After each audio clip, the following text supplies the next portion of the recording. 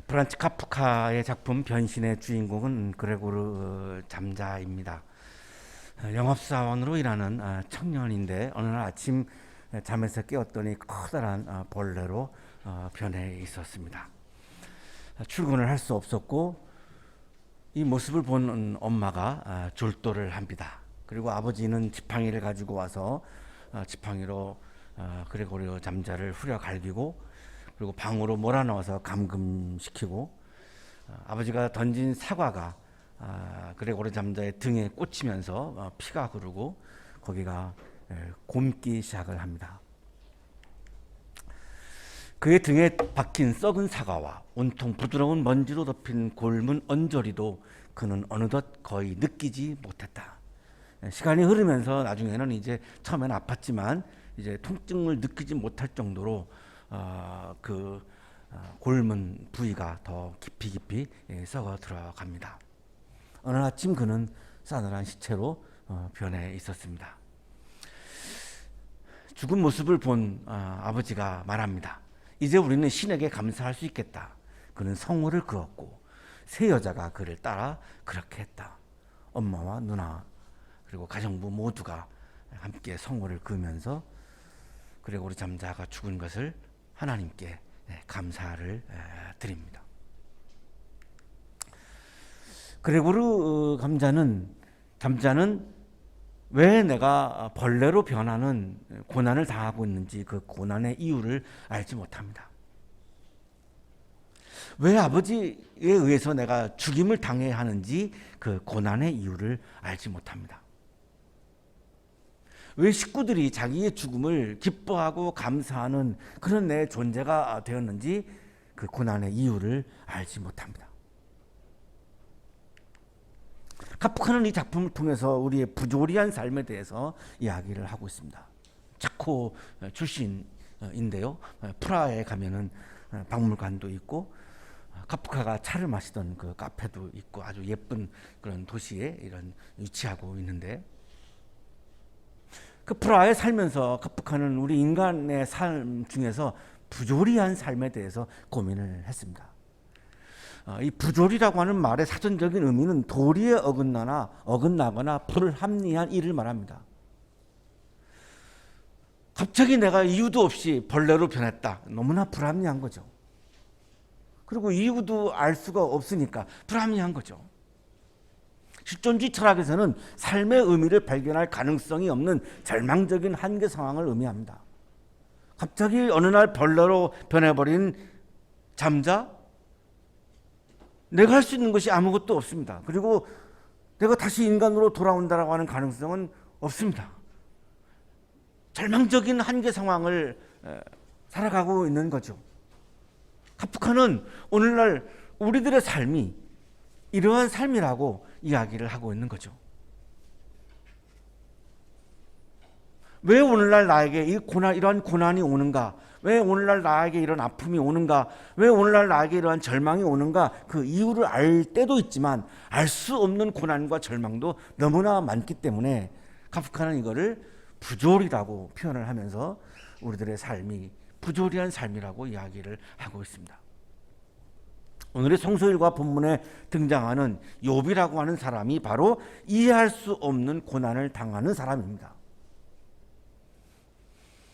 굉장히 재산이 많았습니다. 어느 날 같이 한꺼번에 그냥 재산을 다 잃어버리죠.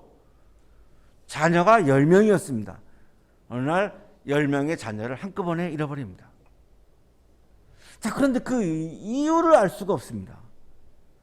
욥이 이 당하고 지금 내가 당하고 있는 이 고난의 이유를 알 수가 없습니다. 알 수만 있으면 그래도 좀 나은데 알 수가 없습니다. 내가 뭘 잘못했는지도 모르겠고 왜 이러한 일이 나한테 오는지도 모르겠고 알 수가 없습니다. 우리가 살면서 경험하고 있는 고난 중에는 이유를 알 수 있는 것도 있지만 오히려 알 수 없는 고난이 훨씬 더 많죠. 나에게 왜 이런 고난이 왔지? 나에게 왜 이런 질병이 왔지? 나에게 왜 이런 실패가 왔지?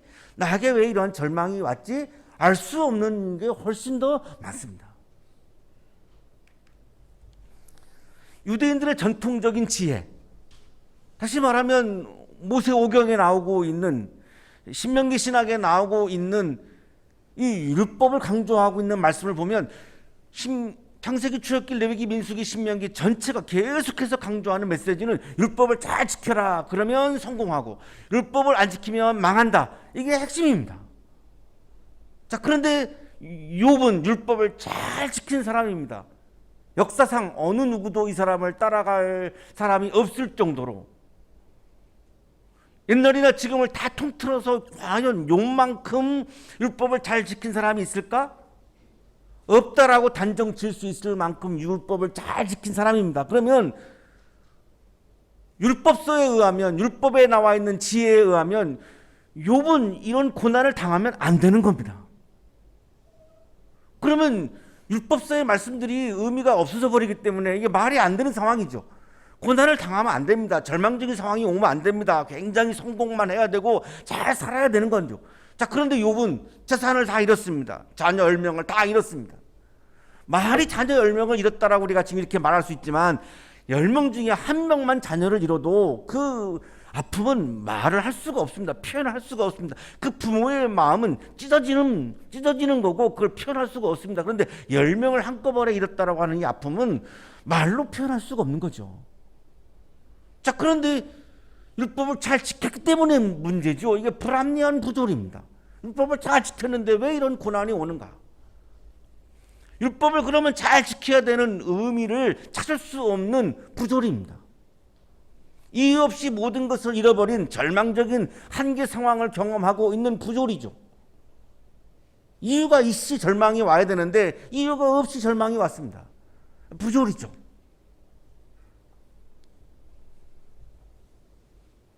욥기 1장 1절에 의하면 욥이라고 하는 사람은 우스라고 하는 곳에 살았고 논란이 많은 부분입니다만 요단강 동편이 가장 우세한 이야기인데 그쪽에 이렇게 살았는데 이렇게 소개합니다. 흠이 없었다. 정직했다. 하나님을 경외했다. 악을 멀리했다. 욥이라고 하는 사람의 특징을 우리에게 소개해 줍니다.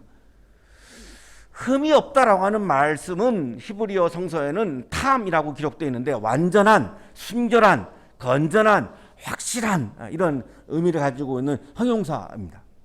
아주 굉장히 완벽하다. 완전히 퍼펙트할 수는 없겠죠. 그러나 거의 완전한 경지에 이런 사람이다. 도덕적으로, 종교적으로 뭐 이런 의미죠. 정직하는 히브리어로 야사르인데 고든, 올바른, 똑바른 이런 의미입니다. 그냥 아주 올바른 삶을 사는 거죠. 고든 삶을 사는 겁니다. 그래서 똑바른 길을 걸어간 거죠. 일탈을 하지 않았습니다. 자, 그래서 그렇다면 욥은 죄가 없느냐라고 하는 논란이 있죠.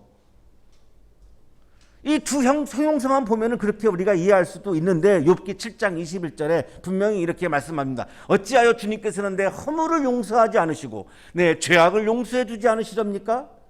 욥은 죄인이었습니다. 죄인이었지만 그러나 우리들과 비교해서는 굉장히 도덕적으로 신앙적으로 의로운 사람이었다라고 하는 겁니다. 그리고 자기가 죄인임도 다 인정할 줄도 알고 죄인인데 죄인이 아닌 것처럼 하지도 않고 굉장히 그런 면에서 진실하고 의로운 사람이었다는 거죠. 그리고 하나님을 경외하고 악을 멀리했다 그랬는데 이거는 지혜 문학에 계속 나오는 거죠. 우리가 얼마 전에 잠언서 1장 7절에서도 읽었는데 지혜의 근본은, 지식의 근본은 하나님을 경외하는 거다 이런 말씀을 읽었는데요. 그래서 하나님을 경외한다, 악에서 떠났다, 이거는 지혜자의 하나의 모델과 같은 그런 거죠. 굉장히 지혜자의 모델과 같은 아주 의로운 사람이다. 그러나 죄를 짓지 않은 사람은 아니다. 굉장히 고결한 인격을 가지고 있었고 의로운 생활을 했고 그리고 자기의 죄를 인정할 줄도 아는 그런 아주 참 좋은 사람, 지혜로운 사람이었다. 이렇게 우리에게 소개를 해줍니다. 그러면 말씀대로 옛날 전통적인 유대인들의 지혜론에 의하면 이런 의로운 사람이니까 성공해야 되는 겁니다. 고난이 오면 안 되는 거죠. 그래서 복을 많이 받아가지고 대가족을 이루었고 그리고 부자가 돼가지고 동물들이나 이런 것이 굉장히 많이 소유하게 됐습니다. 여기까지는 맞죠. 전통적인 지혜론에 따라서 맞습니다. 이 내 운명은 내 행동의 결과, 인과응보라고 하는 게 유대인들의 전통적인 지혜론이니까 인과응보에서 이거는 맞죠. 고난과 불행이 오지 않고 부자고 대가족을 이루었고 여기까지는 맞죠. 전통적인 지혜론에 의하면 올바른 삶, 의로운 삶과 내 생활에서의 번영, 부유하거나 이런 거, 물질이 많거나 이런 거는 반드시 비례한다라고 하는 게 전통적인 지혜론입니다. 그러니까 여기까지 보면은 맞는 거죠. 자, 그런데 사탄이 등장합니다. 사탄이 등장해서 사탄이 질문을 제기하는 거죠. 욥이 그렇게 순수하다고요? 그렇게 순수한 믿음을 가지고 있다고요? 내가 보기엔 그렇지 않습니다. 욥도 대가를 바라는 신앙입니다. 이렇게 물질을 주고 자녀들을 주고 하나님이 이렇게 복을 줬으니까 하나님을 예배하고 하나님을 사랑하고 하나님을 믿지, 만약에 그걸 다 거두어가면 욥이 그래도 하나님을 사랑하고 하나님을 예배하고 하나님을 믿을까요? 내가 보기엔 그렇지 않습니다. 그렇지 않습니다. 자녀와 물질을 다 뺏어 보십시오. 하나님 분명히 배신할 겁니다. 욥이 어떻게 하나님을 사랑하겠습니까? 어림도 없습니다.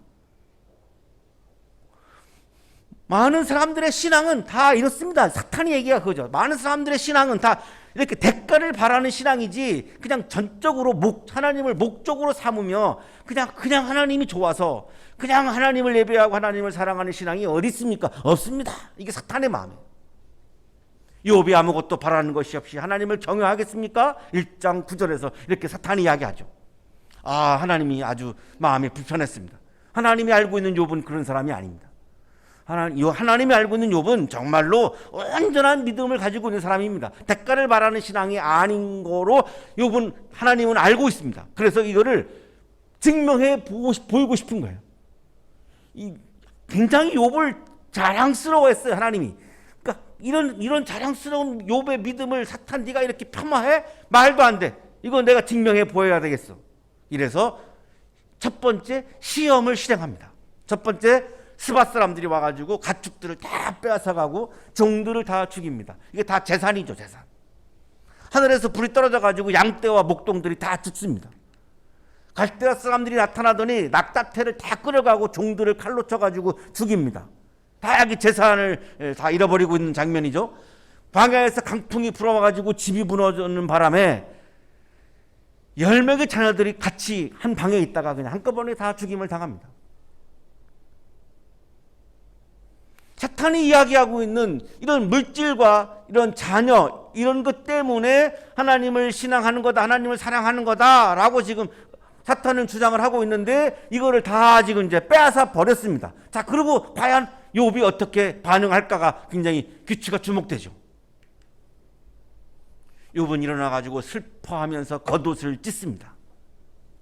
옛날에 유대인들은 회개할 때 겉옷을 이렇게 찢는 퍼포먼스를 했습니다. 머리털을 밀었습니다. 그리고 머리를 땅에다 대고 엎드려 가지고 주님을 찬양합니다. 이렇게 찬양합니다. 무태에서 빈손으로 태어났으니 죽을 때에도 빈손으로 돌아갈 것입니다. 주신 분도 주님이시요 가져가신 분도 주님이시니 주님의 이름을 찬양할 뿐입니다. 하나님이 이겼습니다. 사탄의 시험이 실패하는 장면이죠. 재산을 다 빼앗았는데, 자녀를 다 빼앗았는데 욥의 반응은, 그거는 하나님의 자유다라고 하는 겁니다. 재산을 빼앗아가고 안 빼앗아가고 자녀를 주시고 빼앗아가고, 그거 하나님의 자유지. 내가 어떻게 하느냐에 따라서 하나님이 좌우된다, 이것은 하나님이 아니다. 내가 믿는 하나님은 자유로운 하나님이기 때문에 주실 수도 있고 빼앗아갈 수도 있고, 그건 하나님이 마음대로 하시는 거고 거기에 내가 개입할 수가 없는 거고, 나는 오로지 하나님을 찬양한다. 이게 하나님을 향한 나의 마음이요 나의 믿음이다. 이것이 나의 하나님을 향한 나의 사랑이다. 욥이 지금 이렇게 고백을 합니다. 멋있게 사탄은 실패를 한 거죠. 욥은 자신의 번영보다 하나님을 찬양하는 것이 더 중요하다라고 여겼던 사람임이 드러났고, 욥의 신앙은 보상을 바라지 않는 신앙임이 드러나면서 사탄은 실패한 겁니다. 사탄은 여기서 포기하지 않습니다. 사탄의 특징 중에 하나는 끈질기다는 것입니다. 하늘에서 천상회의가 있었습니다. 거기는 천사들도 있었고 사탄도 함께 있었습니다. 하나님께 사탄에게 시험에서 이기셨죠? 그래서 이렇게 말씀하는 거죠. 너는 내 종 욥을 잘 살펴보았느냐? 이 세상에 그 사람만큼 흠이 없고 정직한 사람, 그렇게 하나님을 경외하고 악을 멀리하는 사람이 없다. 내가 나를 부추겨가지고 공연히 그를 해치려고 했지만 그는 여전히 자기의 온전함을 굳게 지키고 있지 않느냐? 봐라, 내 말이 맞지? 욥의 신앙이 대가를 바라지 않는 신앙이었고, 욥은 정말로 순수하게 내가 뭘 주든 안 주든 상관하지 않고, 주든 빼앗든 상관하지 않고, 오로지 나를 진심으로 나를 사랑했고 나를 예배하고 나를 신앙한 사람 아니냐? 맞지 않느냐? 내 말이 맞지 않느냐? 하나님은 사탄 앞에서 욥을 굉장히 칭찬하시면서 욥을 굉장히 자랑스러워하고 계십니다. 굉장히 하나님이 자랑스러워하는 사람입니다. 지혜자의 모델이고 아주 훌륭한 신앙인의 모델이죠. 우리 같으면 정말 거의 불가능하다고 볼 수 있을 정도로 굉장히 엄청난 모델이죠. 자, 그런데 문제는 하나님이 그렇게 자랑스러워하는, 하나님이 그렇게 인정하시는 그 욥이 고난을 당한다라고 하는 사실입니다. 하나님의 인정을 받으면 잘 돼야 되는 거죠. 그게 인과응보의 논리죠. 인과응보의 신앙이죠. 자, 그런데 현실은 그렇지 않습니다. 욥은 엄청난 고난을 당해서 재산을 다 잃어버리고 자녀를 다 잃어버렸습니다. 유대인들은 고난과 불행은 죄로부터 기인한다라고 하는 것이 유대인들의 전통적인 신앙이고 사고입니다. 시편 107편 17절입니다. 어리석은 자들은 반역의 길을 걷고 죄악을 저지르다가 고난을 받아. 누군가가 고난을 당하면, 누군가가 불행을 당하면 너 죄인이야, 이렇게 혐오했습니다. 이게 유대인들의 사고입니다. 그러면 욥이 지금 고난을 당하고 있다라고 하는 것은 욥의 죄가 많다라고 하는 게 유대인들의 전통적인 사고인데, 자, 그런데 우리가 조금 전에 봤지만 하나님이 그렇게 욥을 인정하시고 욥을 그렇게 자랑스러워할 정도인데, 그러면 욥의 고난은 죄와 불신앙으로부터 온 것이 아님이 분명하죠. 여기서 다른 국면이 펼쳐지고 있는 겁니다. 전통적인 이스라엘의 전통적인 지혜로움과는 다른 차원이 지금 막 열리고 있는 거죠. 그거하고는 달라요. 이것이 틀렸다는 말이 아니라 이거와는 다른 국면이 펼쳐지고 있는 거죠.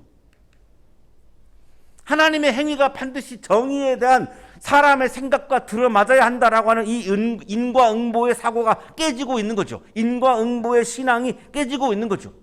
율법서는 거의 다 인과응보의 논리입니다.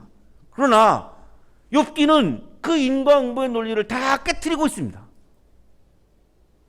왜 하나님의, 우리 인간이 생각하고 있는 정의에 하나님이 맞춰야 되느냐라고 하는 굉장한 저항이 있는 겁니다. 하나님이 내가 하는 거에 따라서 좌지우지에 되는 하나님이 그게 어떻게 하나님이냐라고 하는 저항이 있는 거죠. 그럴 수 없다는 겁니다. 그래서 하나님은 자유롭다라고 하는 것을 앞에 첫 번째 시험에서 우리들에게 보여줬고, 자, 이제 욥의 고난은 이유 없는 고난임을 우리들에게 지금 보여주고 있죠. 이유 없는 고난이라고 하는 것은 인과응보의 논리와 인과응보의 신앙을 다 무너뜨리고 있는 거죠. 사탄이 포기하지 않고 두 번째, 하나님께 도전을 합니다. 가죽은 가죽으로 대신할 수 있습니다. 사람은 자기 생명을 지키는 일이면 자기가 가진 모든 것을 버립니다. 하나님, 욥이 그래요. 하나님 말씀처럼 훌륭해요. 그래서 재산을 다 상실했어도, 자녀를 다 상실했어도 여전히 하나님을 신뢰했지요. 그러나 생명을 위협하면 그래도 욥이 하나님을 신실하게 하나님을 믿을까요? 생명을 위협하면 아마 욥은 견디지 못하고 하나님을 버릴 겁니다. 사탄의 생각이죠.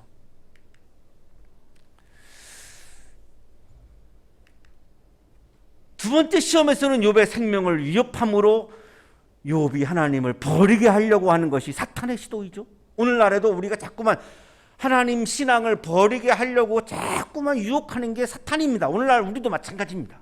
하나님으로부터 나를 자꾸만 멀어지게 하려고 하는 게 사탄의 그런 유혹이고 시도이죠. 욥도 마찬가지입니다. 그래서 사탄이 하나님께 제안을 합니다. 욥의 뼈와 살을 쳐보시죠. 반드시 욥은 하나님을 버릴 겁니다. 가죽은 가죽으로 대신한다라고 하는 이 말은 베두인 무역하는 베두인 사람들의 그 무역에서 나온 속담인데, 목숨을 건지기 위해서 소유를 다 내놓는다라고 하는 의미입니다. 생명을 위협하는 순간 욥은 내 생명을 지키기 위해서 하나님 신앙까지도 버린다라고 하는 것이 사탄의 생각입니다. 분명히 그럴 거라는 겁니다. 이제라도 주님께서 손을 들어서 그의 뼈와 살을 치시면 그는 당장 주님 앞에서 주님을 저주하고 말 것입니다. 하나님 사탄에게 말씀합니다. 좋아, 받아들입니다. 두 번째 시험을 받아들입니다. 해. 그런데 생명만은 건드리지 마라. 너의 말처럼 뼈와 살을 건드려. 하지만 생명은 지켜야 된다. 하나의 유보 조항을 말씀하신 거죠. 자, 사탄이 드디어 하나님으로부터 물러나가지고 실행에 옮깁니다. 발바닥에서부터 정수리까지 악성 종기가 납니다. 지독한 피부병입니다. 유대인들은 전통적으로 독성 피부병 환자가 걸리면 사회로부터 격리시킵니다. 레위기에 나옵니다. 감염, 전염 위험이 너무나 많으니까 레위기 13장 45절 46절에 보면 반드시 사회로부터 격리시키게 되어 있습니다. 우리도 코로나 걸리면 일주일 동안 격리했던 거랑 똑같죠. 경험해 보신 분들은 굉장히 힘든 거를 알고 계시는데, 욥도 굉장히 힘들죠. 사회적인 죽음이라고 볼 수 있는 거죠. 공동체에서 완전히 쫓겨난 거죠. 그래서 마을 바깥에 있는 쓰레기더미 위에 앉습니다. 그리고 죄를 뒤집어 쓰죠. 그리고 가려우니까 옹기종각을 가지고 몸을 막 긁습니다. 마을 바깥에서 쫓겨나가지고 혼자 앉아가지고.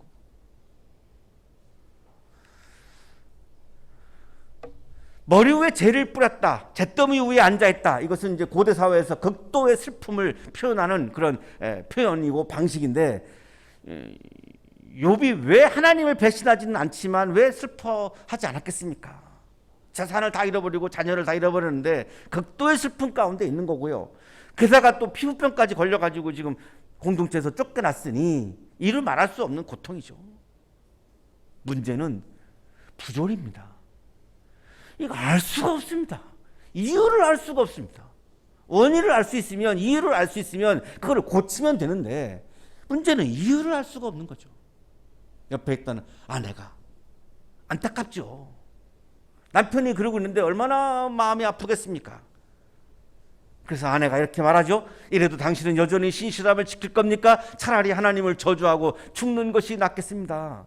너무너무 안타까우니까 차라리 그냥 죽어서 그냥 안락사하는 게 낫지 않겠는가, 이렇게 보입니다. 이거 구절도 논란이 많은 본문인데, 제가 보기에는 뭐 이렇게 막 아내가 욥한테 막 저주한 게 아니고, 아내 입장에서 남편이 그렇게 너무 고통이 심하니까 아이고 차라리 죽는 게 오히려 살아있는 것보다 더 낫지 않겠어요, 이렇게 지금 안타까운 마음을 표현하고 있는 거죠. 욥이 드디어 대답합니다. 당신까지도 어리석은 여자들처럼 말하는구려. 우리가 누리는 복도 하나님께로부터 받았는데 어찌 재앙이라고 해서 못 받는다 하겠소? 모든 재산, 모든 자녀 다 하나님이 주신 거고, 아니 그 하나님이 다시 또 가져가셨는데 그게 뭐가 문제란 말이오? 그것이 나의 신앙에 무슨 문제가 있단 말이오? 하나님을 향한 나의 마음에 거기에 무슨 변화가 있단 말이오? 뭐 아무 상관이 없지 않소? 아니 그러면 복은 하나님이 주시고 재앙은 다른 신이 준단 말이오? 나는 다른 신을 인정하지 않소. 복도 하나님으로부터 오는 것이고 재앙도 하나님으로부터 오는 거 아니오? 그러면 신앙인이라면 복도 주시면 받는 거고 재앙도 주시면 받는 거지.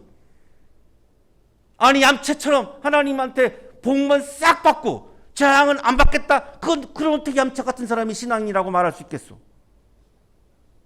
나는 신앙인으로서 하나님이 주시는 복도 다 받았고 지금 재앙도 다 받고 있는 것이요. 뭐가 문제란 말이오? 이것이 신앙이죠. 뭐가 문제란 말이요? 이게 신앙인데. 어떻게 해서 내가 이걸 골라서 받는단 말이요? 어떻게 해서 재앙은 하나님이 주시는 거고 복은 하나님이 주시는 거고 재앙은 다른 신으로부터 온다라고 내가 어떻게 그렇게 생각할 수 있겠어? 신앙이어서 나는 도저히 그럴 수가 없어. 첫 번째 시험에서 주시고 빼앗는 것은 하나님의 자유라고 고백했던 욥이, 두 번째 시험에서는 복도 재앙도 하나님께서 주시는 것이라고 고백을 하고 있습니다. 욥은 하나님의 의로우심을 문제 삼지 않습니다. 이것이 하나님의 의로움이요? 라고 문제 삼지 않습니다. 복을 주시든 재앙을 주시든 그건 하나님의 주권이고 하나님의 권한이고 그것에 복종하는 것이 이상적인 지혜자의 모습이라고, 신앙인의 모습이라고 욥은 생각하고 있습니다. 복도 재앙도 모든 것이 하나님으로부터 온다고 믿고 복이 올 때도 재앙이 올 때도 여전히 나는 하나님을 찬양하는 것, 그것을 신앙이라고 부른다는 것입니다. 이것이 욥기 2장이 우리에게 주시는 신앙에 관한 메시지입니다. 어렵습니다. 복이 오면 하나님 감사합니다 하지만 재앙이 오면 하나님이 떠오르지도 않죠. 그냥 원망과 불평과 절망에 빠지게 되죠. 진정한 신앙은 재앙이 왔을 때에도 여전히 하나님을 찬양하고 있는 그 모습, 그것이 아름다운 신앙인의 모습입니다. 예수님께서 길을 가시다가 날 때부터 눈먼 사람을 보셨고 제자들이 물었죠. 누구의 죄 때문입니까? 부모의 죄 때문입니까? 본인 죄 때문입니까? 날 때부터 속용되었으니 본인의 죄인 것도 아닌 것 같고 부모의 죄 때문이라면 너무나 억울하고 예수님 대답하시죠. 이 사람이 죄를 지은 것도 아니요 그의 부모가 죄를 지은 것도 아니다. 하나님께서 하시는 일들을 그에게서 드러내시라는 것이다. 하나님께서는 하나님의 일을 드러내시기 위해서 때로는 나에게 복을 주시기도 하시고 때로는 나에게 재앙을 주시기도 하신다는 것입니다. 내가 그거를 받아들이기 어렵지만 하나님께서는 다 계획이 있으신 거죠. 복을 주실 때에도 계획이 있으신 거고 재앙을 주실 때에도 계획이 있으십니다. 하나님을 내가 신뢰한다면 복이 왔을 때에도 재앙이 왔을 때에도 당황하지 않고 하나님을 원망하지 않고 그거를 내가 받아들이면서 여전히 내가 하나님을 찬양을 드릴 때에, 하나님께 예배를 드릴 때에 하나님께서는 하나님의 계획을 나를 통해서 이루어 가시기 시작하십니다. 이것이 복과 재앙을 대하는 우리 신앙인의 모습입니다. 사랑하는 한양가족 여러분, 악인이 번영하고 의인이 고통을 당하기도 합니다. 하나님을 믿는 신앙인도 고난을 당합니다.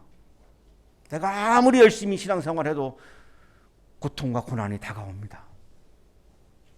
하나님께서는 우리에게 복을 주시기도 하시고 재앙을 주시기도 하시기 때문입니다.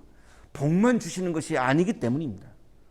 고난 속에서도 번영 속에서도 하나님을 찬양하는 기쁨이 충만하시기를 간절히 축원합니다.